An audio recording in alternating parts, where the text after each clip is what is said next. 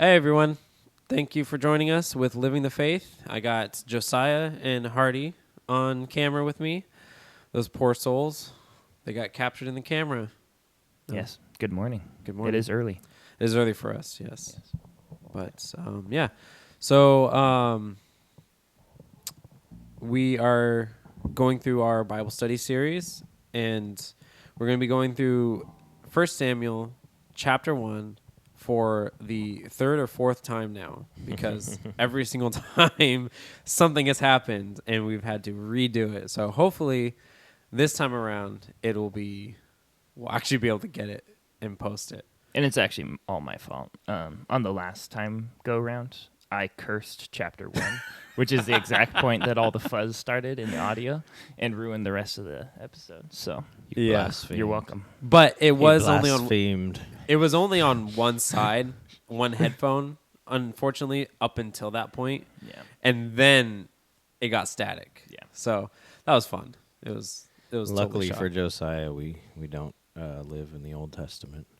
I know. He would have been stoned to He death. would have been stoned. Yes. How dare you? But anyway, so this is our next new take, and yeah, I hope you enjoy. And by now, we are experts, by the way. We've been through over this material so many times. So while we are average Joes, just learning how to, study in a deep way, by now we are experts. We have gone from average Joe, at least on these This 28 chapter. verses. Next time in chapter 2, we're going to be complete novices, but Yeah, for sure. So whatever we say, you should trust us. yes. That sounds a lot like the government. Yep. Oh, Do you want to read the first 7 verses, Hardy? sure. Okay. All right. Now there was a certain man of Ramathaim Zophim of the mountains of Ephraim, and his name was Elkanah the son of Jeroham, the son of Elihu, the son of Tohu, the son of Zuph, an Ephraimite. And he had 2 wives. The name of one was Hannah, the name of the other was Peninnah. Peninnah had children, but Hannah had no children. This man went up from his city yearly to worship and sacrifice to the Lord of hosts in Shiloh. Also, the 2 sons of Eli, Hophni and Phinehas, the priests of the Lord, were there. And whenever the time came for Elkanah to make an offering, he would give portions to Peninnah his wife and all her sons and daughters. But to Hannah he would give a double portion, for he loved Hannah, although the Lord had closed her womb. And her rival also provoked her severely, to make her miserable, because the Lord had closed her womb. So it was year by year, when she came up to the house of the Lord, that she provoked her. Therefore she wept and did not eat. Nice.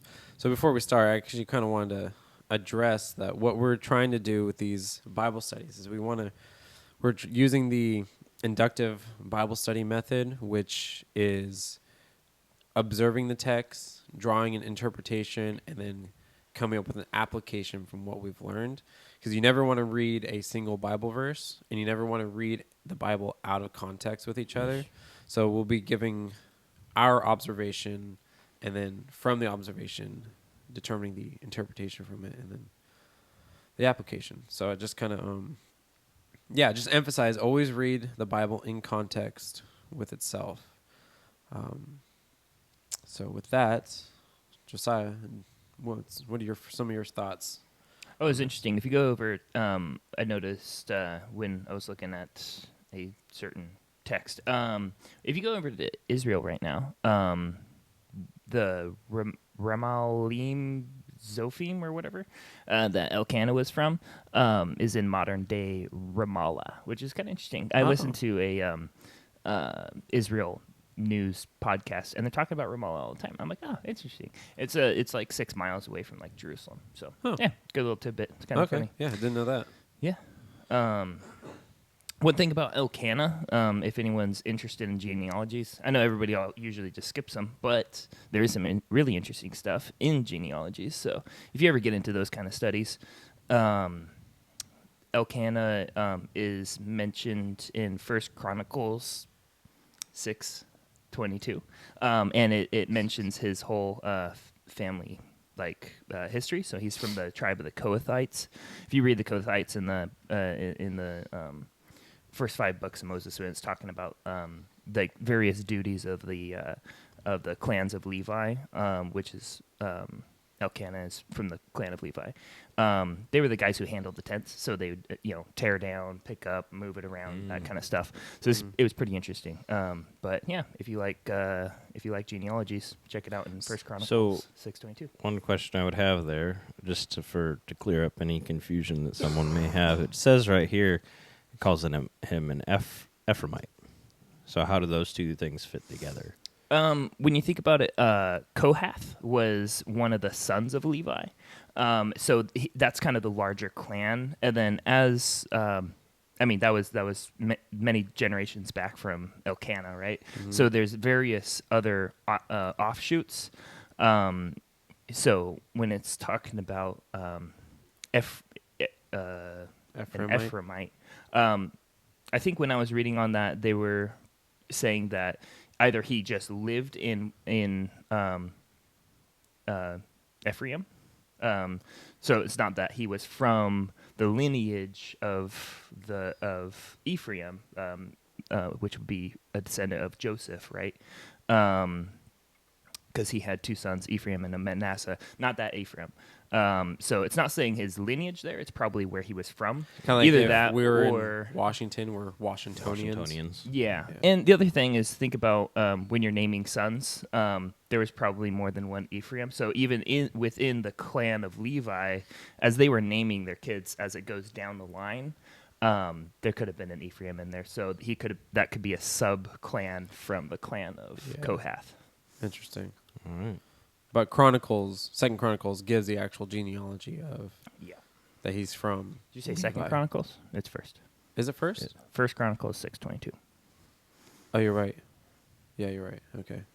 First Chronicles has like the 7 chapters of genealogies or something. Oh, yeah. Right on. Yeah. So we have a Levite that we're introduced to that has 2 wives. This is true. Yeah.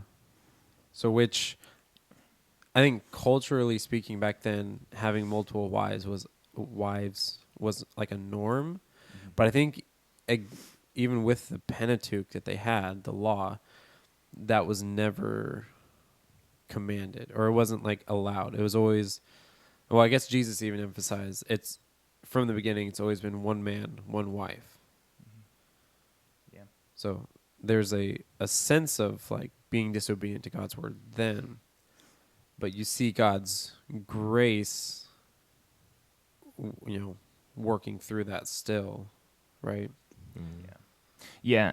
One thing on that is I think it's a really good idea to pay attention to the voices that speak into your life, because right now there's just a huge push with the whole like polyamory. People, you're not allowed to marry more than one person, but so many people move into just immoral relationships with many people, and there's this weird concept of like open marriages and all that kind of thing, that a lot of people are pushing for unbiblical concepts, but they'll use the Bible. So always being aware of people who twist scripture. So what they will do is they'll point to all these Old Testament examples, like Elkanah, like Jacob, and all many people who had more than one wife, and they'll say, "Hey, look, this is clear allowance for it," because they weren't directly commanded against, although it is directly commanded against. Like Jacob, for example, had Rachel and Leah as wives, and they were sisters. And then later, when the law of Moses was written, that strictly forbade that kind of relationship. It said, you shall not take a sister to your wife as your wife, because of the rivalry and all that kind of stuff that happens. And so any prescription, which is it's a command, it's a directive from Scripture, is going to prohibit. It's going to put limitations, prohibitations on multiple marriages, despite the fact that there are a lot of narrative or just descriptions of multiple marriages. So exactly like you said, Travis, the way that God deals with those things is he works with it. He works with the mess that we give him. So we mess up our lives in many, many different ways, but God doesn't abandon us. He just works with the mess that we've given him. And he works with just grace in the midst of that. But if you could put multiple marriages in the same category in your mind as divorce, God made provisions because he knows the sinfulness of our hearts. He knew that people were going to get divorced, so he made certain ways that should take place, even though he's not approving of the divorce himself. So, Yeah. So even though he's a priest of the tribe of Levi, kind of set apart for ministry, he's not a perfect guy. And Is Elkanah a priest? he's of that tribe. He's not a priest, but he's from the priestly line of he's Levi. from the priestly Yeah. line, so he's still set apart for ministry. Yeah. In that day and age. Yeah. So although we see that he's from the tribe of Levi, the tribe of priests, he's not perfect, and yet he still does go up to Shiloh, to He's where still the tabernacle faithful. is. Yeah. Even though he's kind of actively in this polygamous lifestyle. Mm-hmm. Yeah, you can just kind of sense how he's a godly man, but not much is said about him. Maybe he's just kind of like a simple godly man, Doesn't quite get the needs of a woman, right? As we'll see. But As we see right after this. but still, there's something to be said, like just a proverb that popped into mind where it says a righteous man will fall 7 times and get up again. That can be taken in just a matter of like sin, where you've messed up in your life, right? You've made choices like double marriage that weren't the best, but he's not going to abandon one of them. It's just going to be like, okay, I'm going to continue with this. And we each have to do that. Like there's so many choices that I've made that could have long-term effects, but you just have to just let the grace of God, cover that, and just ask for forgiveness and keep on going and live with the decisions that you made. So Yeah. So who are these Eli? Who's this Eli, Those Hophni, and Phinehas? Those are the sons of Eli. we'll get into them later. So, and then we get introduced to Eli and Hophni and Phinehas. Yeah. They're in verse 3. Eli is the priest of the tabernacle, which we'll find out in a little bit. And Hophni and Phinehas, we don't actually learn until chapter 2 that his sons, but they're wicked before God. So we'll find more about how they're wicked before God in the next chapter. It Yeah, seems so- like there's some favoritism going on in Elkanah's family. Yeah, so there's a couple things that is going on, but to kind of move things along, to summarize this section of this passage, like, did you want to touch on the double portion, Josiah, or? Oh, is that here? Yeah. I can. Yeah, sure. Okay. I can do that. I just want to move things along. So. Sure. Yeah. So the word double portion carries a lot of weight. So if you were living back in that time, you know exactly what it meant. And it was specific to the children of Israel and I mean I guess the culture at large, but it had special significance to them because the land allotments, everything that made you a partaker in the land that was given had to do with your family lines and all that kind of stuff. So passing from father to son, that double portion, which means the right of inheritance, basically, was very much something that was a part of the culture and the traditions and that kind of stuff. And so it was really important they wouldn't forsake that. And so something with when you see that he's giving Hannah the double portion, that's if you like fancy terms, it's called the law of primogeniture, which is just a word meaning, with the It's just a word. yeah, it's a word. Look it up. I know what it means. I just can't explain it. Anyway, so with that, understand that in the law in Deuteronomy 21:16, it says this. It says, and it shall be on the day that he, this would be in context like Elkanah, he bequeaths his possessions to his son. That's the double portion. And it says he must not bestow firstborn status. Again, that's the double portion. On the son of the loved wife, that would be Hannah, in preference over the son of the unloved. That would be Penina. yeah, Penina. Thank you. The true firstborn. So in this case, Penina,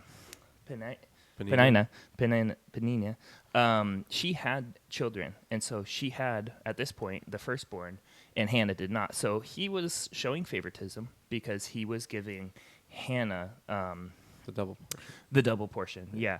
And it's the same thing about the prescription. So we see in Deuteronomy 21:16 the prescription of what should be. And then you also see the description in the case of Elkanah, but also in other cases throughout Scripture where that law of primogeniture, where they should go to the firstborn, was violated a lot of times. So in the case of Isaac, he blessed, Jacob. He blessed Joseph, his sons, Manasseh and Ephraim, and he when he was blessing them, he was swapping the birth order. Yeah. And Joseph was like, no, you shouldn't do this. It's this one. And he's just like, no, I know what I'm doing. So you just see the description often doesn't match the prescription. Yeah. But it is an interesting thing. Study the double portion thing, and it's a worthwhile study. Yeah, so we see here that, what's going on is that Penina is, Hannah's getting a double portion, but Penina is like provoking her and making her miserable because she has no children, right? But Penina has,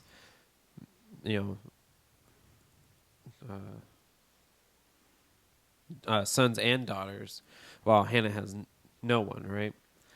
And so kind of like, I guess, Hardy, what do we see kind of through, if we were trying to take the perspective through God's perspective, like what do you kind of see, how do you see him working in these passages, working behind the scenes, right? Because at the very end here, they go up to the house of the Lord and, she wept and didn't eat. I guess like what would be unless this would fall under a question for later. Yeah. It's interesting because you see him setting things up. Not to necessarily blame God, but he is sovereign. Yeah. He is sovereign, and there's a situation, and yes, it's 100%.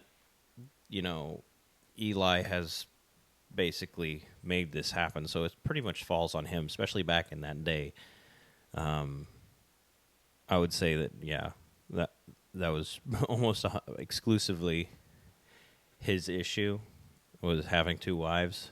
Although they were involved, women didn't really have the same rights back then as they do today. And so you see the situation that Elkanah has brought about, but in that, God's still going to use it, as we'll see later on. But one thing that he is doing right is he is going to worship God.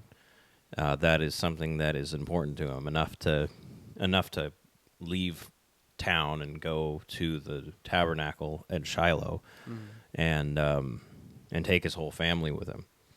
And so I think in that, even in a what, even in a situation where, because everybody is sinful, every human being is sinful.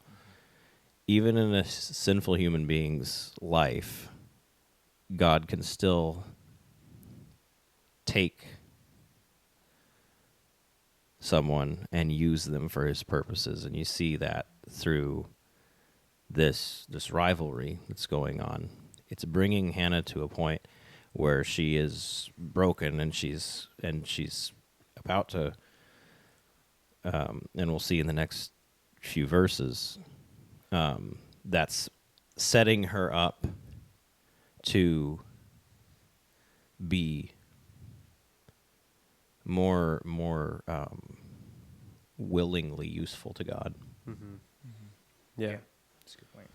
And it's interesting how it kind of paints Hannah as the one that's being kind of abused by Penina, right? Yeah. So she's like antagonistic toward her and that kind of stuff. But you see how, and it's a good point, Hardy, but you see how God works like with a broken person. And I think the people who are most useful to God, not in like a, I don't know, whatever, utilitarian way, but just people who are the most useful to God are those of a broken heart and spirit, and that's a beautiful thing, but it's also a hard thing, so that you can feel empathy for her, but you also see how in your own life God may be positioning you through hardships purposefully to mold you as a person, and mold you into a person who can serve God better, more effectively, and think about Penina, where she's kind of there's bad character there. She's like, I mean, you're taking a person who doesn't have what you have, and you're like attacking them for that. Yeah. It'd be like, if you have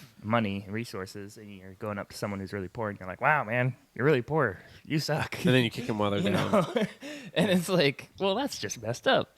Yeah. And so you just kind of see the character difference there, but there's really deep meaning there too. Yeah. So later on in history, King David, a descendant of not of these. Never mind. This is King David comes along later, and Who was anointed by Saul. Yeah, Samuel. He's anointed. He's anointed by Samuel, Her son. the namesake of the book. And one of the songs he writes, and it's Psalm 51 and verse 17. It says, "The sacrifices of God are a broken spirit, a broken, contrite heart. O God, you will not despise." And so I think that's a good reference verse there. Perfect. That's Yeah. application, real life application. All right, Hardy, you want to read the next sections? All right. 8 to 18. All right. So I'll start 7 just to tie it together. Okay. So verse 7. So it was year by year when she went up to the house of the Lord that she provoked her. Penina provoked Hannah. Therefore she wept and did not eat. Then Elkanah, her husband, said to her, "Hannah, why do you weep? Why do you not eat? And why is your heart grieved? Am I not better to you than 10 sons?" So Hannah arose after they had finished eating and drinking in Shiloh. Now Eli the priest was sitting on the seat by the doorpost of the tabernacle of the Lord. And she was in bitterness of soul, and prayed to the Lord and wept in anguish. Then she made a vow. Were you going to say fiasco?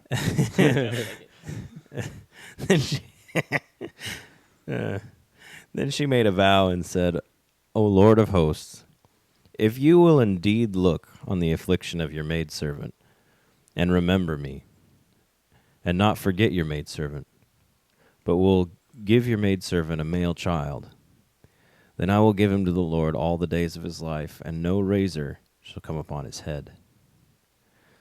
And it happened as she continued praying before the Lord that Eli watched her mouth. Now Hannah spoke in her heart.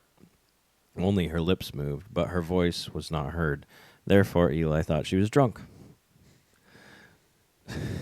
So Eli said to her, "How long will you be drunk? Put away your wine from you." And Hannah answered and said, "No, my lord, I am a woman of sorrowful spirit. I have drunk neither wine or intoxicating drink, and have poured out my soul before the Lord. Do not consider your maidservant a wicked woman, for out of the abundance of my complaint and grief have I spoken until now." Then Eli answered and said, "Go in peace, and may the God of Israel grant your petition which you have asked of him." And she said, "Let your maidservant find favor in your sight." So the woman went her way and ate, and her face was no longer sad. All right. Right That was on. good. Yeah. So, just to kind of set the setting,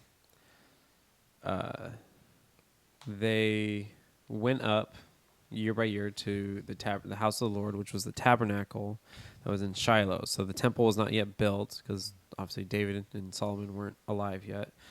And so it was a tent that they would set up, tear down when they were wandering through the wilderness. And I think until the temple, it stayed in Shiloh, right? That was like it became its home location. More or less, yeah. Yeah. Okay. And so they go up to the temple, and so it's a big feast going on. And you think, what festival do you think it is? Oh, well, I passed that note. It was back up here. Okay. I can say it, though. Yeah, go ahead. Okay, so when it says that this man, Elkanah, would go up to from his city yearly to worship at Shiloh. Yeah. And so one thing to keep in mind, there are 3 feasts throughout the year, the festal year of the Jewish calendar. That's Passover, that's the Feast of Weeks, and the Feast of Booths. And They were like Passover's- week-long feasts. yeah, different. Yeah, they vary, but yeah, Yeah. but more or less. Passover is a spring festival. The Feast of Weeks, also Pentecost, is a summer festival, and then the Feast of Booths is a fall festival. Anyway, long story short, I don't think it was Passover. That's really kind of a solemn, atoning one. So it's not really one for rejoicing. It's also while you do share portions of that kind of stuff, it's not really a rejoicing thing. It's a time to consider, your sin and the Lord's Passover that saved you, that kind of thing. And then also the Feast of Booths. We see in Nehemiah 8:17 that the fact that this feast had not been kept since the days of Joshua. So since this would be after Joshua, I don't think it's this one. And so we're left with Pentecost. The reason I think it's Pentecost is because also the Feast of Weeks is you would bring some of your harvest. So when you were making the sacrifice, part of that sacrifice would be a free will offering, and that is a joyous offering. So like you're bringing stuff, you're giving it to God, but you're also sharing it, and it's a time of rejoicing and that kind of stuff. So I think Pentecost, could be wrong, but whatever. I read stuff for like 2 hours. So if you have a different opinion, I don't know. Share it in the comments. Yes, share it. I'd love to hear it. Yeah. So if you have, it seems as though if you have 2 wives and one of them is emotional at the table, you just make it about yourself and say, Yeah. and I'm say, better. "How am I not? I'm better than 10 sons. What are you so sad about?" And if you do that, she'll get up and leave the table and take her problems with her, and take them to God. That's one way of looking at it, Hardy. Yeah. So That's really funny. anyway, to keep with the setting. So right? that's not the way to look at it. No, I that don't would be think a so. bad. Yeah. Yeah, I I think the way that what. that's not handling the situation. No, that's not handling the situation. So So what would be a good leader's way of handling the situation? yeah, we'll ostracize that in a second. No, I just want to finish with the setting of this passage. So they're at the temple. They're the tent right now, the house of the Lord. They're having a feast. So during this feast, multiple Jews probably across different nations will gather together, right?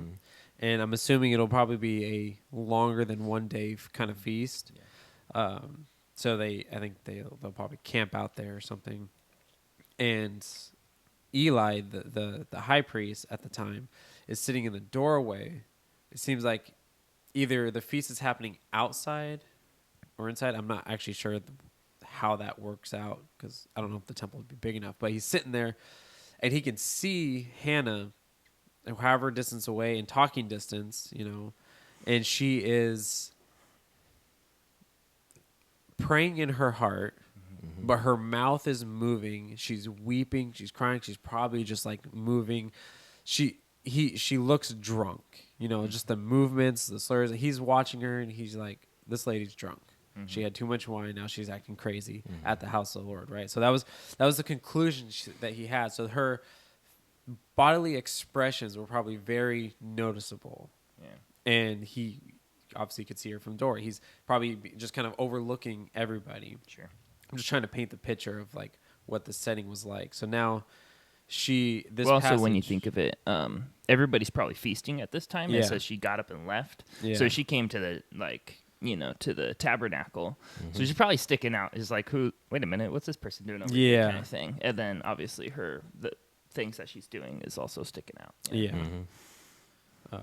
Sorry, I threw you off. No, you're fine. It was just pretty much I'm just setting the setting of like exactly what you said. She got up, left, sticking out. She's praying, which is sticking out more.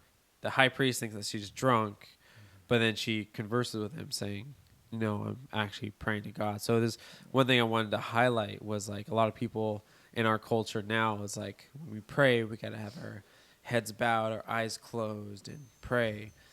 And it's like if I pray, I have to always close my eyes and pray. Sure. But this is an example of there are multiple ways to pray.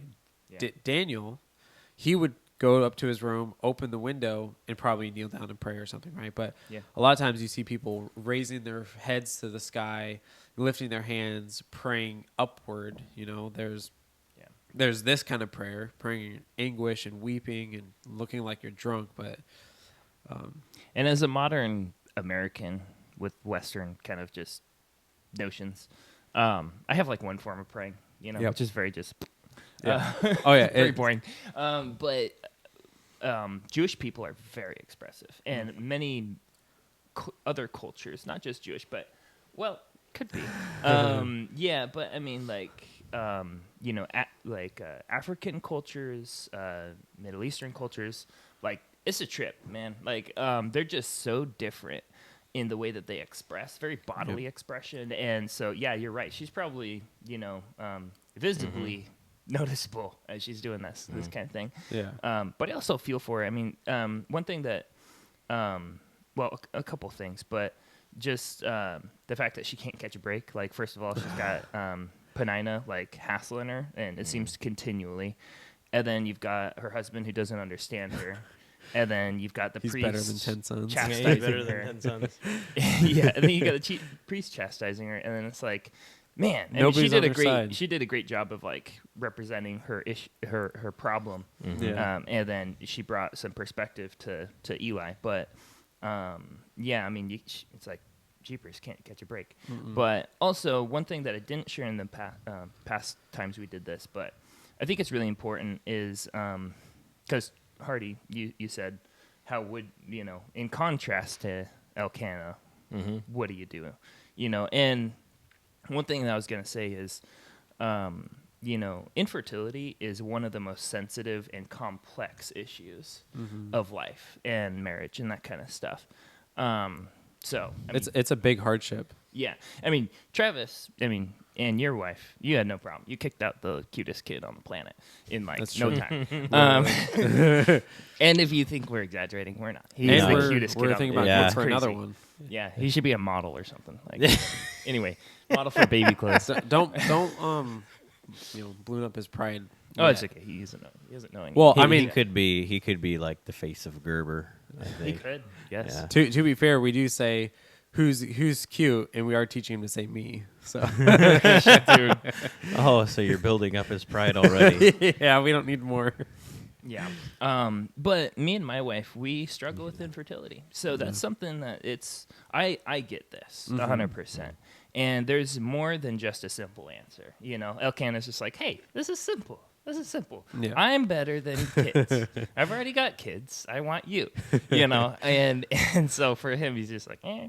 But I get it and that kind of stuff. So there's a deep heart, anguish that goes along with fertility issues. And many people struggle with it. It's very widespread. So who knows? And it's throughout the Bible. I mean, there's so many Bible characters who go through the same thing. So yeah, I mean, anyone listening, it's like people get your pain, Yeah, Abraham didn't have a son until he was 100 years old. Oh boy, I got that to look forward to. I was gonna say I think that with his response, you notice that he kind of, this is kind of like relatively, I think he's maybe mentioned one more time after this, but that's like the last. I think is it the last thing? No, he's he says recorded one to more have said. thing. He says one more thing. Yeah, and it's which is actually really good. Yeah. But I think that the story pretty much follows Hannah and then Samuel. Yeah, And I think that if Elkanah had actually been more of a leader and was like, okay, what's going on, and maybe instead said, okay, well, let's go and let's go together and pray. Yeah, and pray, and we'll talk to the priest, or nowadays, well, let's go talk to the pastor, get prayer for it, and whatnot. He's like, that's a woman's trouble. Go over And there. it's like You go by yourself. it's like, what are you crying about? Yeah. Yeah, well, because he already That's a really had good point. sons and daughters. Yeah. He had another Yeah. wife that gave to him. So he was like, I don't need anything more. Yeah. So, but I have you. So why am I not good enough? Yeah. It's like, And quite possibly he might be thinking, well, I mean, yeah, you don't have kids, but I mean, You got also me. you have me. We have like stuff and Yeah. whatnot. Obviously he's able to afford all his sons and daughters from Penina. yeah, And then he can give his other wife a double portion. He's like, we have a good life. You really don't have any responsibilities, and I like you more than her. And in his mind, which is like completely, that's all flesh, right? yeah. And so, but I'm not saying he's shallow, but he might be a little bit. but He's surface I don't know. I think the he's standard typical man. I think he's just a regular guy, honestly. Yeah. with and in that in the culture of the area back then, it was okay to have two wives. In the Middle East back then, two wives was okay. I mean, even today, for some people, in some cultures, they're like, oh, whatever, Yeah. And so that's not to say it was right. It was just culturally acceptable. And so, but anyway, yeah, if he had been a better leader, a better husband, he would have gone and he would have done the seeking God on her behalf, and then she wouldn't have been stuck in a situation where she's having the priest come up to her and be like, You're drunk. "You're drunk. Yeah. Stop drinking. What are you doing here at the temple? You're drinking." I mean, you can imagine. I mean, if someone comes to church and they're just kind of out of it, I mean, we've had it happen here before. We've had a few characters. Yeah, but that guy was actually on drugs. Oh yeah, he was. He was. But we have. There's a reason that we have security teams, because there are people that cause scenes Yeah. every once in a while. Did you have something? Oh, before we move on, where are you gonna? I was about to summarize this. And move on. Okay, Yeah. real quick. So Eli, once he had adjusted his perspective, he was kind of like presumptuous at first, but then she told him what was going on, and then he's just like, oh, immediately switch, and it was really good because he's performing the priestly role. Yeah. Because just one quick thing on a priest. A priest is an intercessor between God and man, and this is a system that God set up. Man didn't create it. It's like in this system, because of the fall, sinful man cannot dwell in unity with God, and so it's important to remember that when people were coming to the tabernacle, they were speaking to the priest who was going to intercede on their behalf.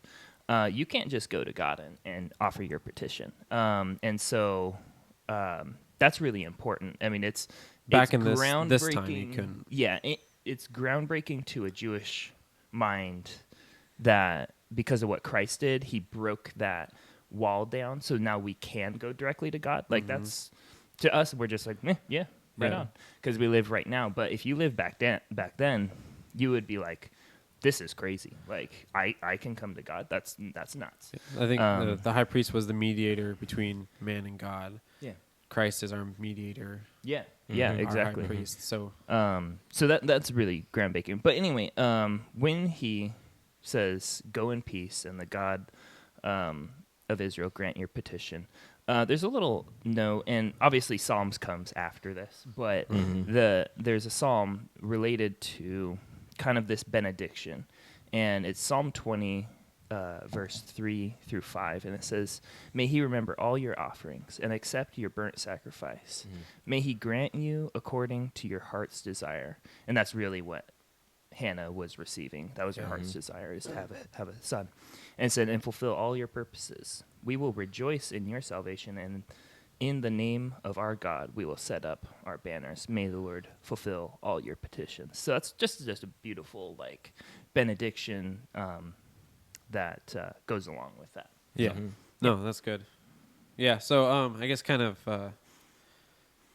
bring a summary to this little passage is we see very clearly a heart that is troubled, like it's broken from the last passage, and then when she actually gets to the temple of the Lord, the access in a sense to get mediated to God, she then pours out her heart. And her entirely distressed, and it's not even it's not like a Pharisaical thing where they would go out into the open streets and proclaim their prayers or whatever just to be noticed. Though she was noticed, she was really praying in her heart and just being fully expressive to God, knowing that she was standing before God. And I kind of want to bring like an application, like as though she was doing it in front of Eli, who was the mediator, we can do the same thing in the privacy of our own house, obviously, or anywhere. We could pour our heart to our mediator, Christ, who will bring our petitions to the Father. And so it's I guess an encouragement to have that contrite spirit, broken heart, to, things are happening in the world. Don't just handle it yourself. Bring it to God. And I mean, it's easy to say bring it to God, but it's really like just bring it all to him. Say every detail, every word. He already knows it, right? So like an application is like cry your heart out to God, because there's no little thing. Something that may be little to you is not little to him. He cares about every small detail of your life, whether big or small. And you don't have to go to Jerusalem to speak to a priest. True. You can go straight to God, which is something they couldn't do before. Yep, So, exactly. I will say that one thing is that kind of sticks out to me is after Eli tells her to go in peace and he says, "And the God of Israel grant your petition which you have asked of him." And she said, "Let your maidservant find favor in your sight." So the woman went her way and ate, and her face was no longer sad. And I'm thinking, like... And Elkanah's like, problem solved. He's like, all right, sweet, okay. I told her what's up, and she left, and she got it figured out. But, well, she went her way and ate, and her face was no longer sad. And I think that a lot of folks, they'll be like, well, I'm trusting in God. They ask for something, and they're worried about something, and they pray about it, but they don't.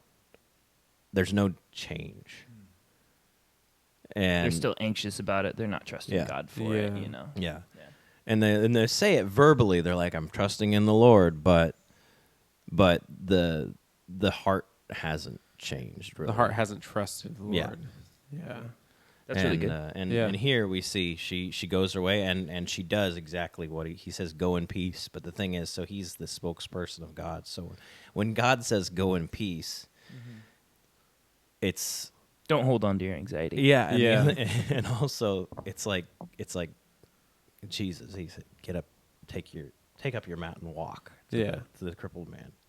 And I remember it being said that when God speaks, he said, "Let there be light" in the beginning. Yeah. And it was.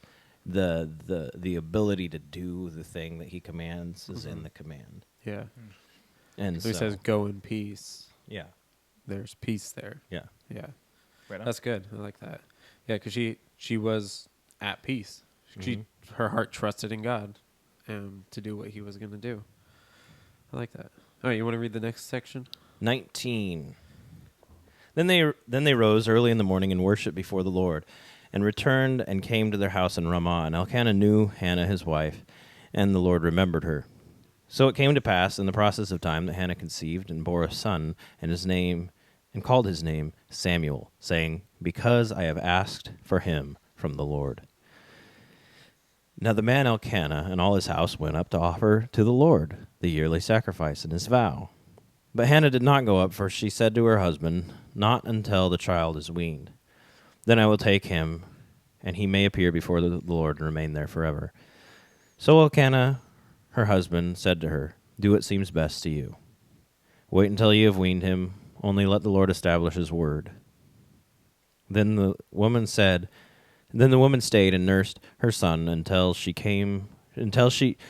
had weaned him. Now, when she had weaned him, she took him up with her with 3 bulls, 1 ephah of flour, and a skin of wine, and brought him to the house of the Lord in Shiloh. And the child was young.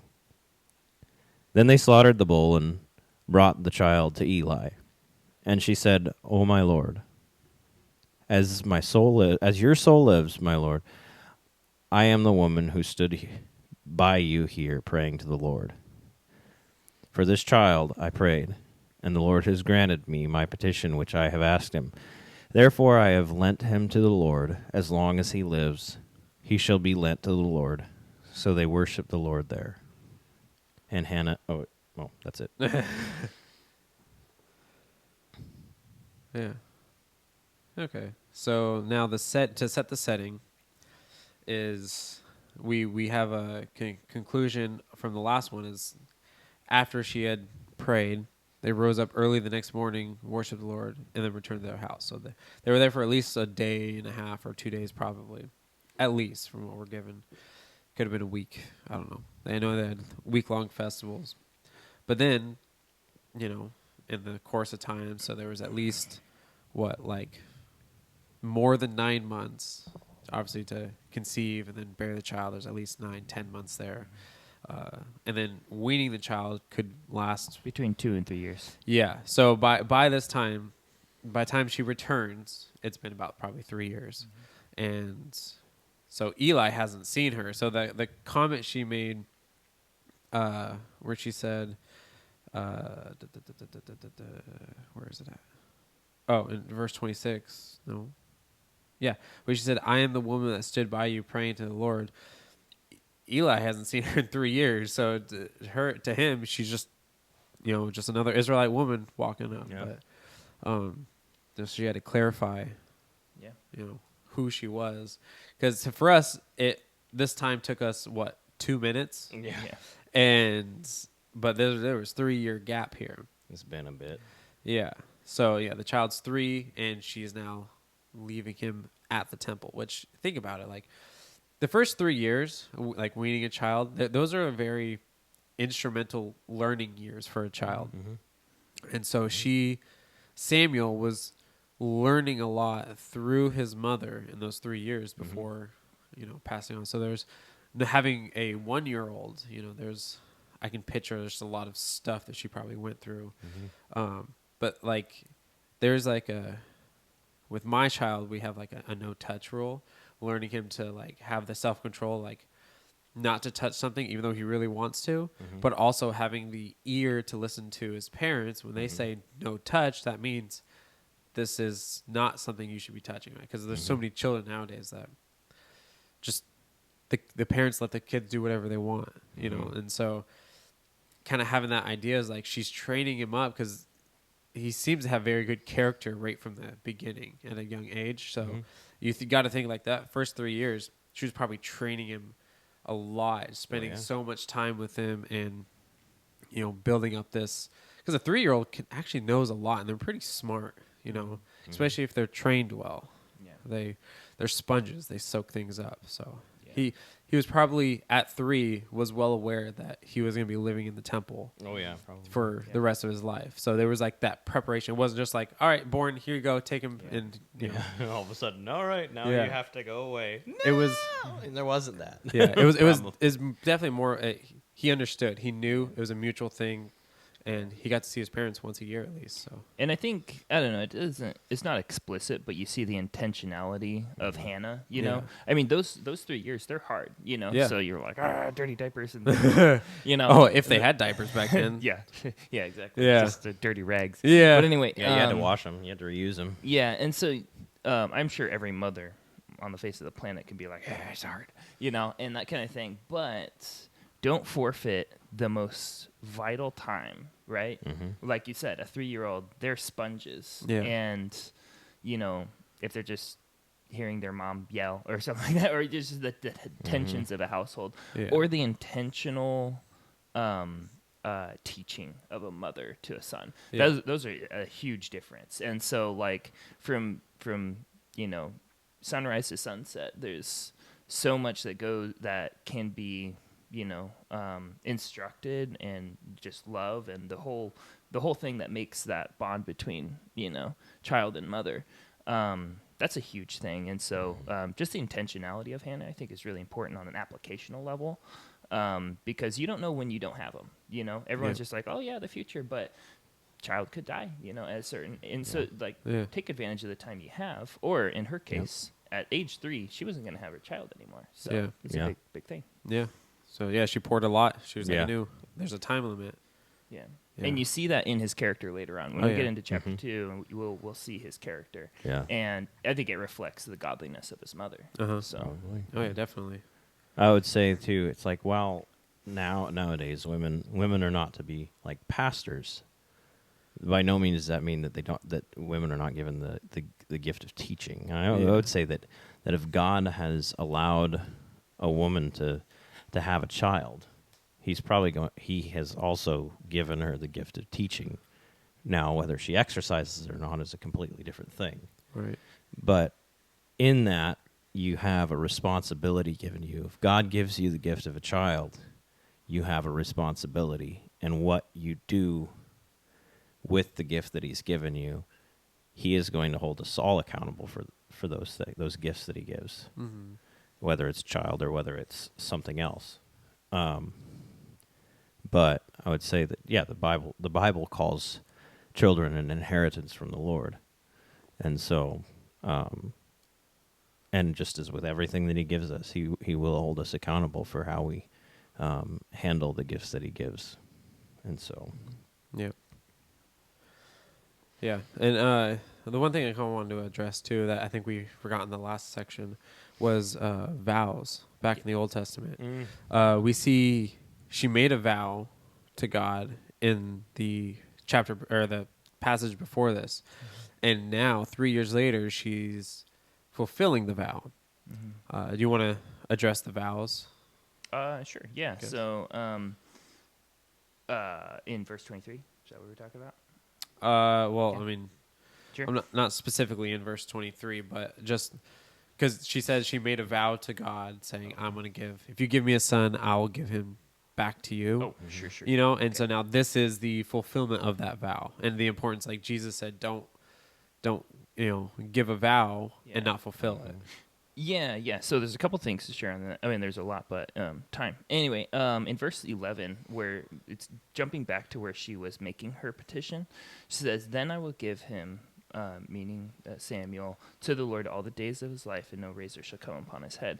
There's an interesting note on there that came from the Treasury of Scriptural Knowledge book that I thought was worth sharing. So it says, Samuel, as a descendant of Levi, was the Lord's property. So understand that every Levi, from the clan of Levi, the firstborn was God. God had the prerogative to take that person and he would serve. The firstborn would always serve in the tabernacle or in their various duties from age 25 till 50.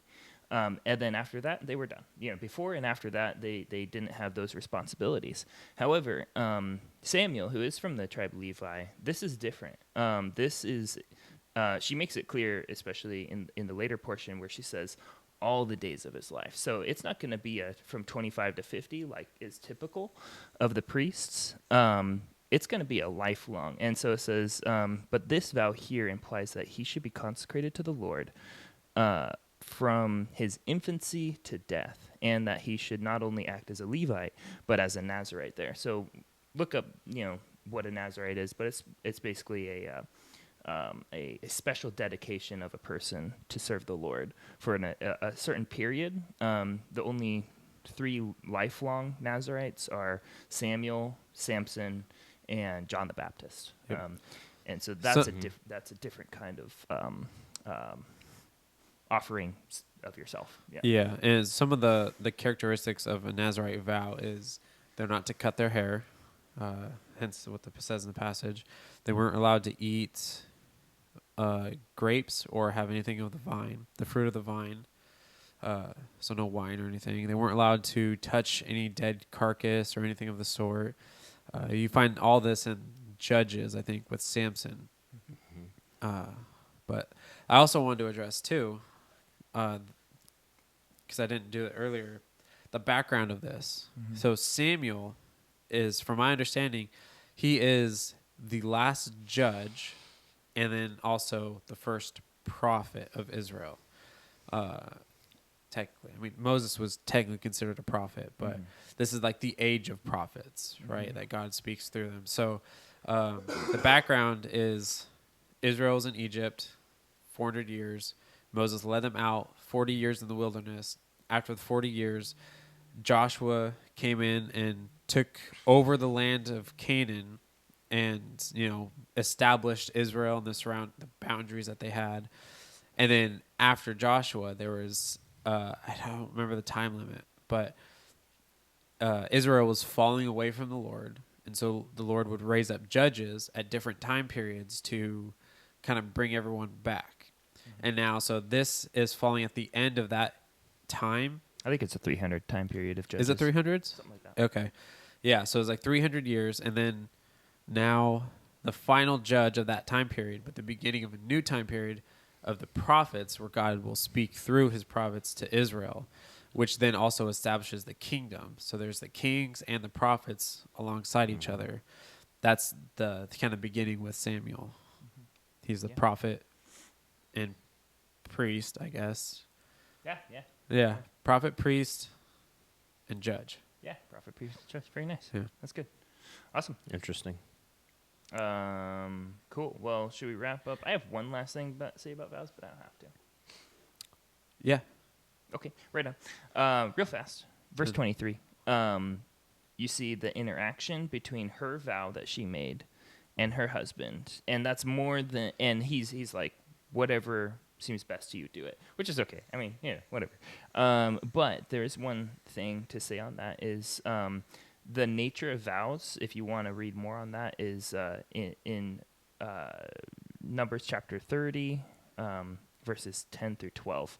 It's just a little snippet. There's a bigger section there that you could read in full, but just in brief, it says, if she, in this case, it would be Hannah, vows in her husband's house, so that would be Elkanah, right? So she's his wife, and there's a marriage order there that God has set in place. And it says, or if she binds herself with an agreement or an oath, and her husband hears it and makes no response to her and did not overrule her, so that would be exactly what he did. He's like, do whatever is good to you.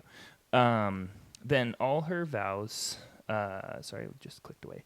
All her vows shall stand, and every agreement by which she bound herself shall stand. So she has to offer up her son because her husband basically reinforced, he's just like, do it, kind of thing. Or he kind of just left it into her control. And she's willing to do it anyway. But it says, if her husband truly made them void, so if he hears on the day that he hears it, so if she's like, hey, I promised my firstborn and he's just like, excuse me? No. That's firstborn's mine, kind of thing. Then he voids her vow. And that decision rests with him then. And if he made a mistake, that mistake rests with him. So it's an important thing to not disregard the order of the home. A lot of people, there's so much marital tension because they've got two rulers, and the husband's frustrated because the wife won't, follow his lead and submit to his decision making, and she's frustrated because he won't lead, and it's just like this, just whirlpool of The modern tension. mentality. And so, if you follow what the God of the Bible has to say on every topic of life, you'll live a wonderful, blessed life. And if you don't, you're just in for a lot of strife. So anyway, good section. Read up on it. Yeah. You got any thoughts, Hardy? I think what I would say as far as this goes, what I see the most is how God can use anyone who is willing. Yeah. Who is brought to that place, like that psalm that I quoted, a broken and contrite heart I will not despise, the Lord will not despise. And if you come before God and you have a broken heart before Him, if you have if you are not proud, not self-righteous, but if you come before Him, now that God will answer the prayers of from that broken and contrite heart. If you come before Him, come before Jesus, our High Priest, today, in repentance of sins, He will grant you salvation and an eternal life. And He will work in your heart a miracle and change your nature. And that, I believe, is that's the whole purpose of God's word to us written, is the story of man's relationship with God, God's relationship with man, and how it was broken and how it was put back together. Brought back together through Jesus Christ, and if you put your faith and trust in Him, He will grant you eternal life. He will grant you a relationship that you will have forever. And so, Yeah. That's good. So so that wraps up First Samuel. First Samuel. That wraps up 1 Samuel chapter 1. So stay tuned for next week when we go over 1 Samuel chapter 2, verses 1 through 12. And we get to see Hannah's full-length prayer in praise to God.